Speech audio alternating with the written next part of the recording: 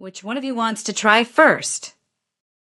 3 masked men, a dark alley, and Jasmine Brooks had maybe 10 seconds to decide if she'd live through the night.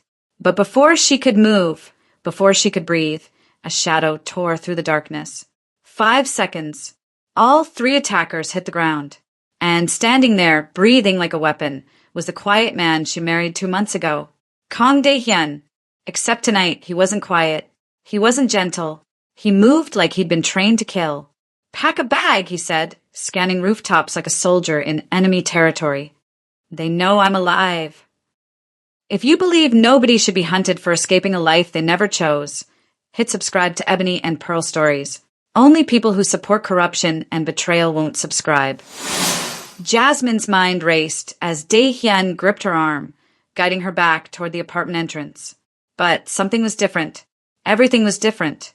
The man she married moved like liquid through shadows, checking corners she didn't know existed, positioning himself between her and every possible threat. "Dae-hyun, what is happening?" "Not here." His voice was calm but firm, eyes scanning rooftops, parked cars, windows. "We talk when we're safe." Safe? They were in their own building. But then she noticed the way he angled his body at every turn, the way his hand hovered near his waistband where she now realized he'd been carrying something she'd never seen before. A weapon. Her husband, the quiet, gentle man who worked low-level security, was armed, and he knew exactly how to use it. Jasmine's thoughts drifted back to the day they first met nearly a year ago. She'd been working as a medical support officer for a private security firm. It was supposed to be a normal afternoon, until a client's unstable brother stormed into the building, shouting threats, waving a knife. Before security could react, Dae-hyun stepped in. One movement. Calm. Controlled. Precise. The threat was neutralized in seconds. Afterward, he didn't brag. Didn't even raise his voice. He just turned to Jasmine and said quietly, "You should be safer. I can walk you to your car." That was all. No backstory. No explanations. Just a kind offer from a man who seemed to carry invisible weight in his silence. They started talking after that. Coffee during lunch breaks. Quiet conversations about nothing important. He never mentioned his family. Never talked about his past. Never took photos. Never appeared on social media. And Jasmine, exhausted from the chaos of her own demanding job, found comfort in his stillness. They married in a courthouse ceremony 2 months ago. No guests on his side. No big celebration. Just a simple ring, a quiet promise, and the hope of a peaceful future. But as Dae-hyun pushed her into the stairwell, moving with the precision of someone who'd rehearsed this escape 1,000 times, Jasmine realized something terrifying. She didn't know this man at all. They reached the underground parking garage. Dae-hyun opened the door to a car she'd never seen before, a dark sedan with tinted windows, parked in a spot he'd clearly reserved long before tonight. "Get in," he said. Jasmine slid into the passenger seat, her heart pounding as Dae-hyun started the engine and pulled out onto the street. But he didn't just drive. He executed evasive maneuvers, sudden turns, double back routes, speed adjustments that forced anyone following to reveal themselves. Jasmine had seen this before. During her time working with private security, she'd been trained to recognize tactical driving. Military-grade tactical driving. "Where did you learn to drive like this?" she asked, her voice barely steady. Dae-hyun didn't answer immediately. His eyes never left the mirrors. Finally, after what felt like an eternity of silence, he spoke. "Jasmine, I need to tell you something." She turned to face him fully now, fear and confusion battling in her chest. "4 years ago," Dae-hyun said quietly, his knuckles white on the steering wheel, "I died." Jasmine blinked. "What?" "At least," he continued, his voice hollow, "that's what the world believes." He glanced at her briefly before turning his eyes to the road. "I was born into the Huksa clan, a Korean Mafia syndicate. My father was the boss. I was supposed to inherit everything." Jasmine's breath caught in her throat. "But I didn't want that life," Dae-hyun continued. "I tried to leave, and the night I did, my older brother, Kang Dae-sung, tried to kill me." His jaw tightened. "I survived. Barely. And I faked my death to escape. I became nobody. A security worker. Someone invisible." He finally looked at her again, and for the first time since she'd known him, she saw something raw in his eyes. Everything I told you was true, Jasmine. My feelings, my intentions. I wanted a normal life. I wanted peace. And me? Jasmine whispered. Was I part of the plan? No. His voice was firm now. You were the first real thing I'd had in 4 years. The first person I trusted. The first person I thought I could build a future with. He paused, but someone found me, and now they know you exist too. Jasmine stared at him, this stranger wearing her husband's face, and felt the ground beneath her entire life shift. Who were those men? She asked. I don't know yet, Dae-hyun admitted, but they weren't random thugs. They were sent to confirm something, to verify I'm alive. He pulled the car into an empty side street and killed the engine. In the sudden silence, Dae-hyun turned to her fully. Jasmine, I'm sorry. I thought I could protect you by keeping you away from all of this, but I was wrong. Jasmine's hands trembled in her lap. What happens now? Dae-hyun's expression hardened.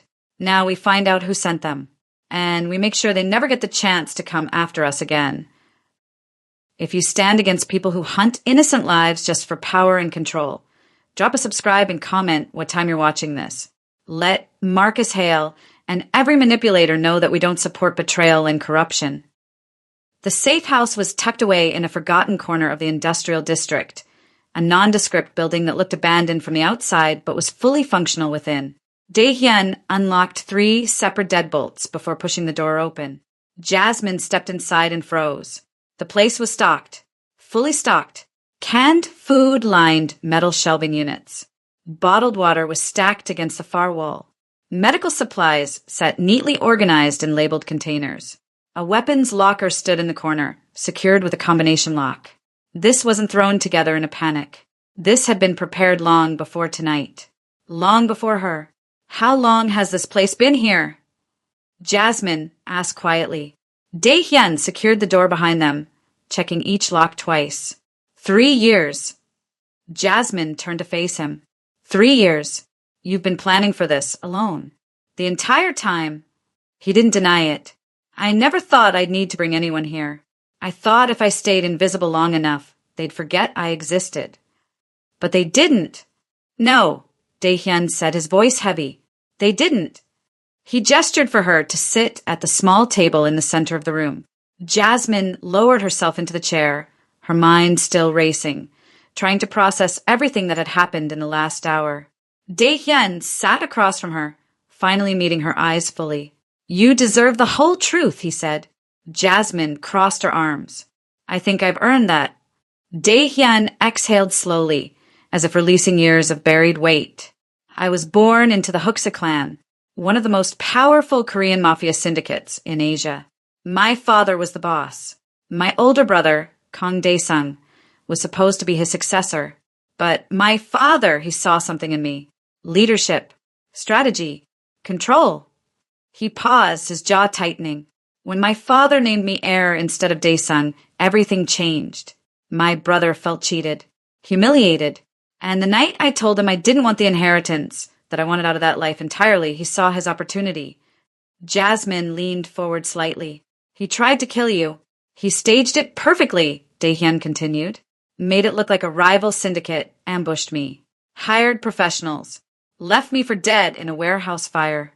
But you survived. Barely. Dae-hyun's voice was cold now. I woke up in a hospital under a fake name. And I realized if I went back, Dae-sung would finish what he started. So I didn't go back. I let the world believe I was dead.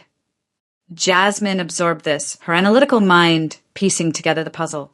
That's why you never took photos. Why you avoided social media. Why you worked low-profile jobs. Every precaution, Dae-hyun confirmed. No digital footprint. No paper trail. No connections to my past. And marrying me? Jasmine asked, her voice steady but searching. Was that part of cover? Dae-hyun's expression softened for the first time since the attack. No, you were the first real choice I made in 4 years. The first thing that wasn't about survival. I thought maybe if I built something normal, something good, I could finally leave that world behind for good. Jasmine sat back, processing everything. She didn't cry, didn't panic, didn't collapse into emotion. Instead, she asked the questions that mattered. Who sent those men tonight? I don't know yet. Why come after you now? After 4 years? That's what I need to find out. What changed? Jasmine pressed. Something must have triggered this. They don't just randomly find a dead man after 4 years. Dae-hyun looked at her with something close to respect. You're right. Something changed. Someone exposed me. The question is who and why now? Before Jasmine could respond, a phone on the table buzzed violently. Both of them froze. It wasn't Dae-hyun's phone. It wasn't hers either. It was a burner phone, one of several Dae-hyun kept in the safe house for emergencies. The screen lit up with a single message from an unknown number. We found you. Both of you. Dae-hyun's eyes went cold. Get down. Now. What? The windows exploded inward. Smoke grenades tumbled across the floor, hissing as thick gray clouds filled the room. Boots pounded against concrete outside.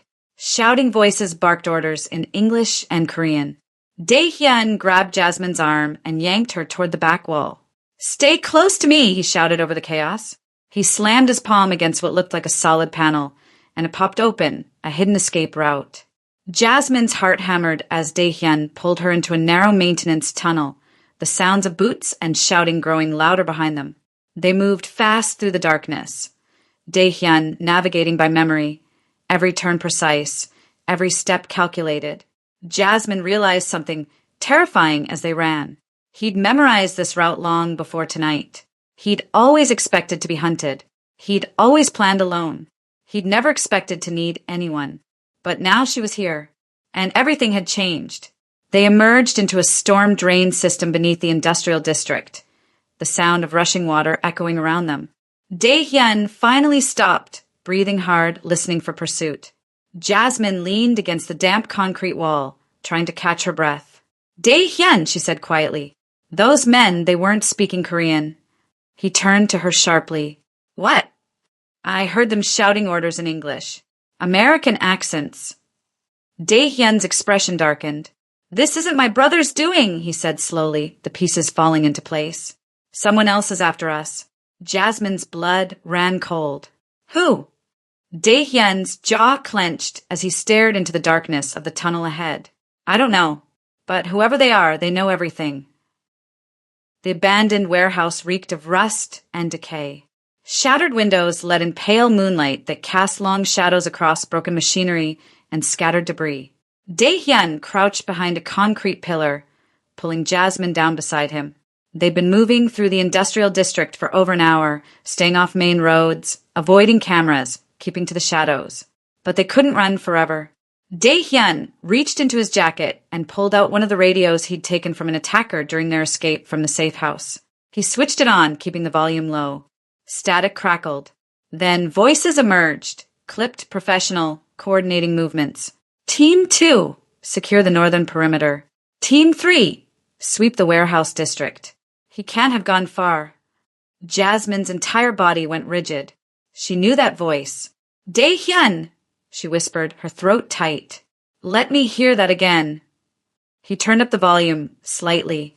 Repeat. Target is not to be harmed. We need him alive. The woman is secondary but useful as leverage. Do not engage lethally unless absolutely necessary. Jasmine's hands began to shake. Jasmine. Dae-hyun studied her face. What is it? She swallowed hard. That voice, the one giving orders. You recognize it? Marcus Hale. Her voice was barely audible. My former boss. Dae-hyun's expression hardened instantly. Your boss? From the security firm? Yes. Jasmine's mind raced, pieces of a terrible puzzle snapping together. He was the operations director. I reported to him for 2 years before I quit. Dae-hyun grabbed her shoulders, gently but firmly. Why did you quit? Jasmine closed her eyes, the memories flooding back. I was a medical support officer. My job was to assess injuries, analyze combat effectiveness, calculate recovery times for personnel. It was supposed to help keep people safe. She opened her eyes, meeting Dae-hyun's gaze. But Marcus started using my reports differently. He'd ask me to evaluate specific high-profile clients, politicians, business executives, people with enemies. At first, I thought it was standard security protocol. But it wasn't, Dae-hyun said quietly. No. Jasmine's voice grew bitter. I started noticing patterns. People I'd assessed would get attacked weeks later, always at their most vulnerable moments. Injuries that matched the weaknesses I'd documented in my reports. Dae-hyun's jaw clenched. He was selling your intelligence. Worse, he was using it himself, building a network, targeting people strategically. When I figured it out, I confronted him, threatened to go to the authorities. And he smiled at me, Jasmine said, her voice hollow, told me I was too smart for my own good. 2 days later, I submitted my resignation. 3 days after that, federal investigators raided the company. But Marcus was already gone, vanished before they could arrest him. Dae-hyun processed this rapidly, and now he's working with my brother. It's not a coincidence, Jasmine said, the full picture becoming clear. Marcus doesn't do anything without planning. He must have been tracking me, discovered I married you, researched you, found out who you really are, and saw an opportunity, Dae-hyun finished grimly. The radio crackled again. Mr. Hale, we've located movement near the shipping yards. Thermal signatures match 2 individuals. Marcus's voice came through, smooth and confident. Excellent. Deploy teams. Remember, Kong Dae-hyun alive. His wife is simply a bonus.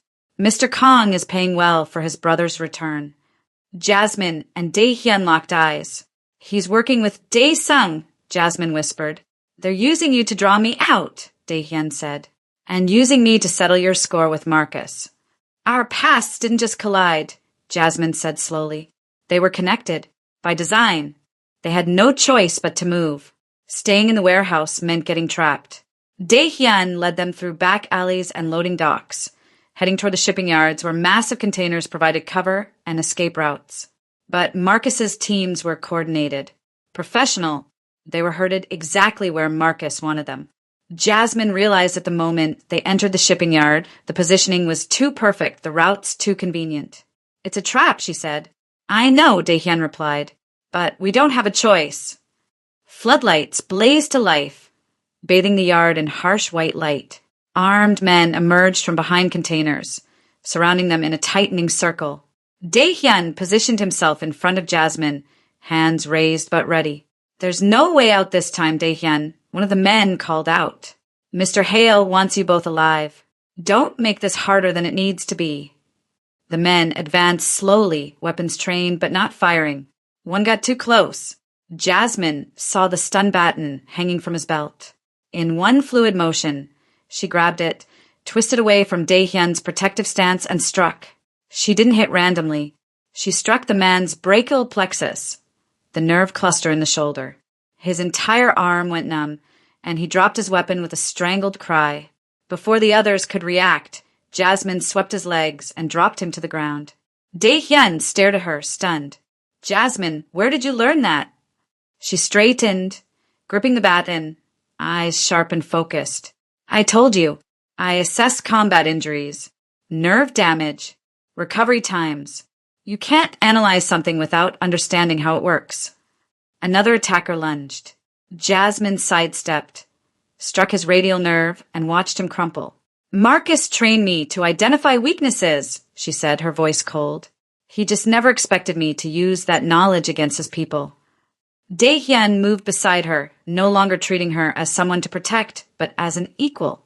How much did he know about you?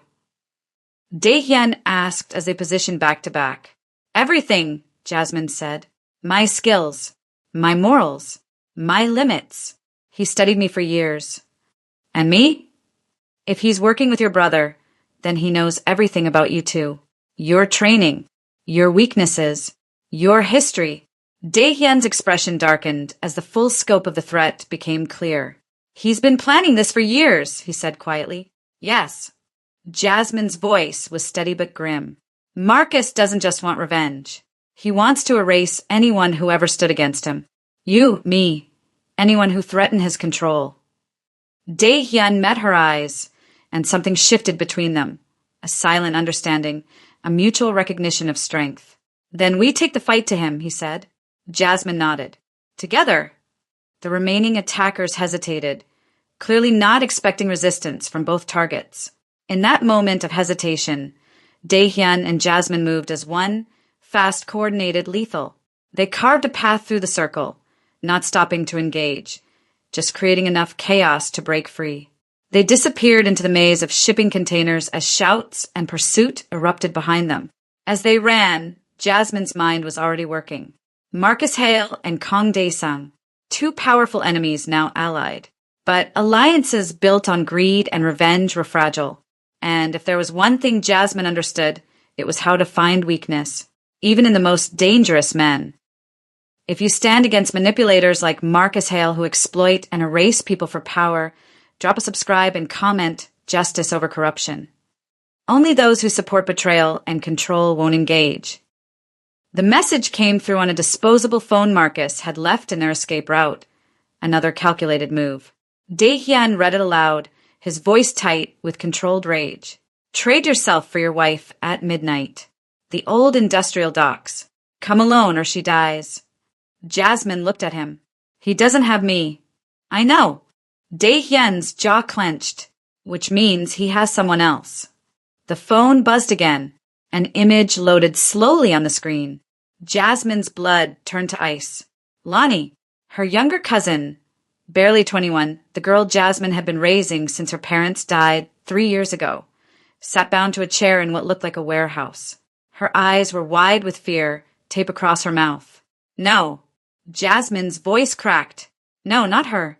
How did he?" "He's been watching you for years," Dae-hyun said grimly. "He knew exactly who mattered to you."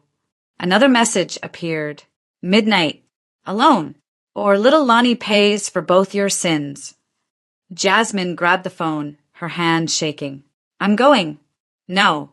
She's there because of me." Jasmine's voice rose. "Because I stood up to Marcus. Because I married you. This is my fault." "It's not." Dae-hyun gripped her shoulders. "This is Marcus manipulating you. It's what he does. He finds what you love and uses it against you. Then what do we do?" Jasmine's eyes blazed.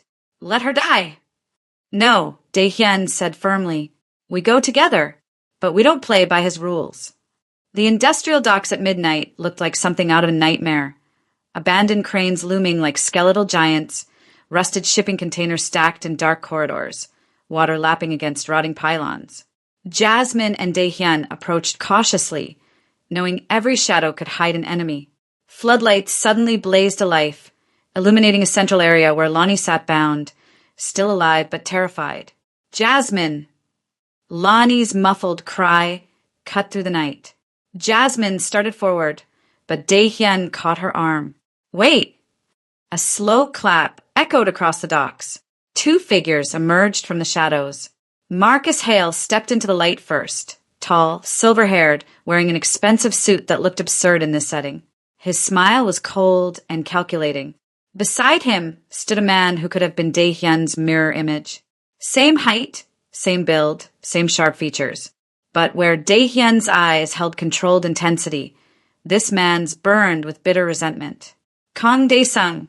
"Little brother," Dae-sung said, his voice dripping with venom. "I knew you were too weak to resist a damsel in distress, even one that isn't yours." Dae-hyun's expression remained ice cold. "Let the girl go. This is between us." "Is it?" Marcus interjected smoothly. "Because from where I stand, this involves all of us. Your lovely wife cost me my empire. And you, Mr. Kang, represent a significant financial opportunity." "You're selling me to my brother," Dae-hyun said flatly. "Delivering you," Marcus corrected, "for a substantial fee. Mr. Kang here is quite eager to finally inherit what should have been his all along." Dae-sung stepped forward, his hand resting on the pistol at his waist. "You should have died 4 years ago," he said to Dae-hyun. "When father named you heir, he spat on everything I'd sacrificed. Everything I'd done for the clan." "I offered it to you," Dae-hyun said quietly. "I told you I didn't want it. I was willing to walk away and give you everything." Jasmine's breath caught. She hadn't known that. You think that was mercy? Daesung's voice rose. You offering me what was already mine. Like charity? Like pity? It wasn't pity. I didn't want your leftovers. Daesung shouted. I wanted you dead. I wanted father to see that he chose wrong. That I was stronger, more ruthless, more worthy. And instead, Daehyun said softly, you proved him right. Daesung's face twisted with rage. He drew his pistol, aiming it directly at Daehyun. On your knees. Now. Jasmine stepped forward. Wait. Shut up. Daesung swung the gun toward her. This is your fault, too. If you hadn't married him, he'd still be invisible. Still hiding. Still dead to the world. Then shoot me, Jasmine said, her voice steady despite the fear. But let Lonnie go. She has nothing to do with this. Everyone has something to do with this, Marcus said casually. That's the beauty of leverage. Everyone has someone they can't afford to lose. A red laser dot appeared on Daesung's shoulder. Everyone froze. Speaking of leverage, Marcus continued, his smile widening. Daesung spun around. What are you? The shot rang out. Daesung stumbled, clutching his shoulder as blood spread across his shirt. He dropped to one knee, gasping in shock and pain. Marcus stepped back, revealing the sniper rig controller in his hand. Did you really think I needed you alive? Marcus asked conversationally. You were simply a means to an end, a way to draw your brother out. But now that he's here, he turned to Daehyun. The Hooksit clan's connections, resources, and networks are far more valuable with both brothers eliminated. I'll simply step in as the new partner to your father's old allies. Chaos erupted. Daesung's men, realizing they'd been betrayed, opened fire on Marcus's operatives. Marcus's team returned fire, the docks exploding into a war zone. Lonnie! Jasmine sprinted toward her cousin as bullets whipped past. She reached the chair, yanking the tape from Lonnie's mouth and cutting her bonds with a knife she'd taken from one of the attackers earlier. Jasmine, what's happening? Run. Now. Jasmine shoved Lonnie toward the water's edge where a maintenance ladder led down to a service dock. Lonnie stumbled but obeyed, disappearing into the darkness. Jasmine turned back to see Daehyun moving through the chaos like a ghost, disarming enemies, neutralizing threats, heading straight for Marcus. But Marcus was already retreating, his bodyguards covering his escape. Daesung, wounded but alive, crawled toward a discarded weapon, his face twisted with hatred and desperation. Jasmine ran to intercept him, kicking the gun out of reach. Daesung looked up at her, blood staining his teeth. You think you've won, he gasped. You think this is over? No, Jasmine said quietly, but you're done. Daehyun appeared beside her, breathing hard, his eyes cold as he looked down at his brother. You wanted the inheritance so badly, Daehyun said. You were willing to kill for it, but you never understood what it actually meant. He turned away from Daesung, dismissing him entirely. It means protecting what's yours, not destroying it. Sirens wailed in the distance. The firefight had drawn attention. Daehyun took Jasmine's hand.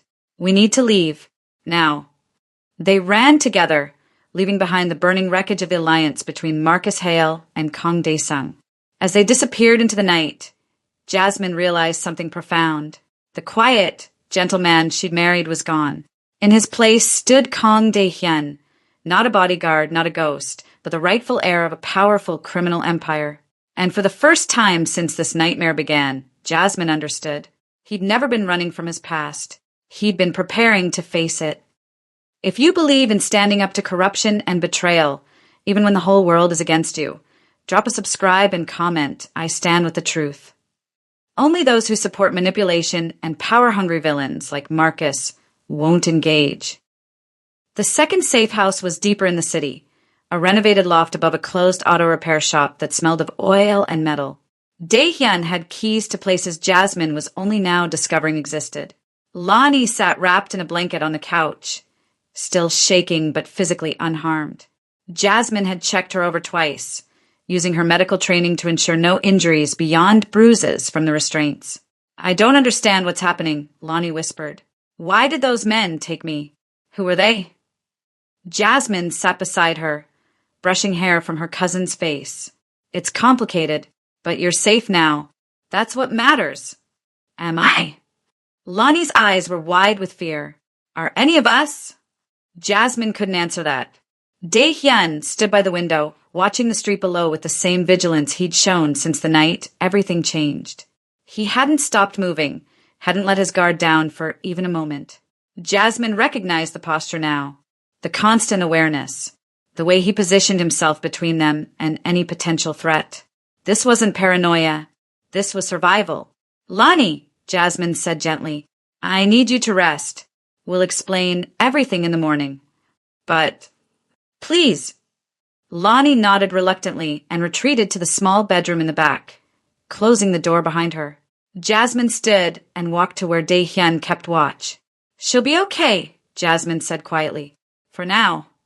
Dae-hyun's voice was heavy, but Marcus is still out there. My brother survived, and now everyone knows I'm alive. Jasmine studied his profile in the dim light. You've been carrying this alone for 4 years. I had to. No, Jasmine corrected. You chose to. There's a difference. Dae-hyun finally turned to look at her. I tried to leave that world behind, Jasmine. I wanted a normal life, a quiet life. When I met you, I thought maybe I'd finally found it. But peace isn't something you can just decide to have, Jasmine said. Not when people like Marcus and your brother exist. I know that now. Dae-hyun's expression was pained. I should have told you the truth from the beginning, about who I was, what I came from, the danger I brought with me. Would I have married you if you had? He hesitated. Probably not. Then maybe you made the right choice, Jasmine said, because now I know the truth and I'm still here. Dae-hyun's eyes searched hers. Why? Jasmine took a breath, organizing her thoughts the way she always did. Logically, methodically, without letting emotion cloud the facts. Marcus Hale is still out there. He won't stop until he's eliminated anyone who threatens his power. That includes me, you, and now Lonnie. Yes, your brother is wounded but alive. He'll want revenge for being betrayed by Marcus and humiliated by you. Yes. And the Hooksa clan is destabilized. Your father's allies know you're alive now. They'll be making moves, choosing sides, deciding who leads next. Dae-hyun nodded slowly. The moment I stepped back into that world, even to survive, I reignited everything I tried to escape.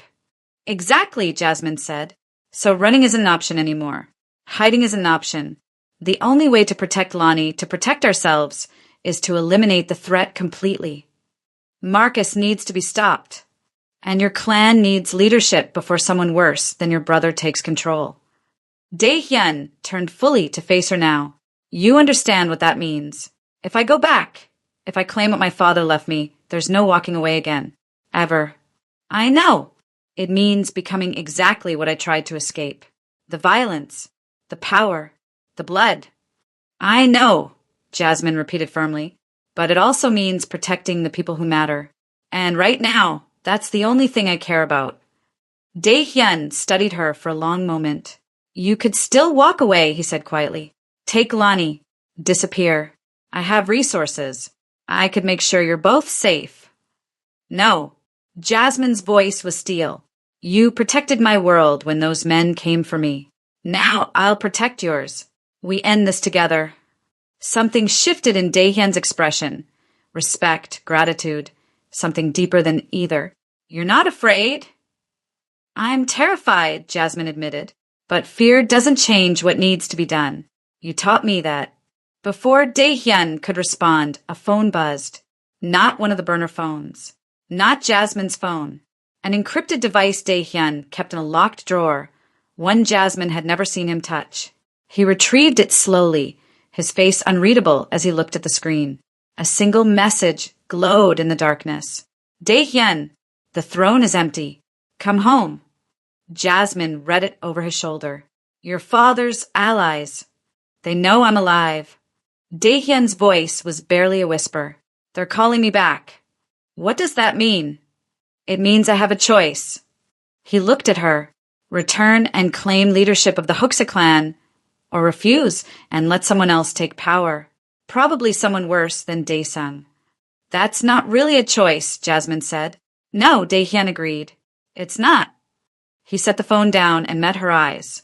If we do this, there's no going back to the life we had. The courthouse wedding, the quiet apartment, the normal future we thought we'd build. Jasmine reached out and took his hand. That future was always an illusion, she said. But this, fighting together, protecting each other, facing the truth instead of running from it, that's real. Daehyun's grip tightened on her hand. Partners, Jasmine confirmed. No romance, no illusions, just an unbreakable alliance. For the first time since the alley attack, Daehyun allowed himself a small, genuine smile. Then let's finish this. Dawn broke over the city as Daehyun and Jasmine stepped out of the safe house. Lonnie was still sleeping inside, protected by security measures Daehyun had put in place. As they reached the street, 3 black luxury cars pulled up in perfect formation. Men in dark suits emerged, their movements precise and respectful. The lead figure, an older man with silver hair and sharp eyes, approached Daehyun and bowed deeply.